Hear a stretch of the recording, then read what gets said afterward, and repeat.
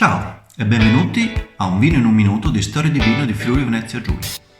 Oggi andiamo nella Doc Collio, in particolare a Dolegna, nel Cru di Ruttars, per scoprire questo fantastico Merlot Selezione 2015 dell'azienda Pascolo. È un vino che è capace di smettere di parlare francese e iniziare a parlare la lingua del colle, piano piano, senza urlare troppo, ma con una voce molto potente e suadente. Un vino davvero avvolgente. Se questo vino fosse un film, il film sarebbe Il matrimonio di Maria Braun, di forse il più grande regista della storia del cinema, che è Rainer Werner Fassbinder. Se fosse un libro sarebbe La strada per Los Angeles, di John Fante, un libro incoraggiante. E se fosse una canzone sarebbe Come profondo il mare, di Lucio Dalla.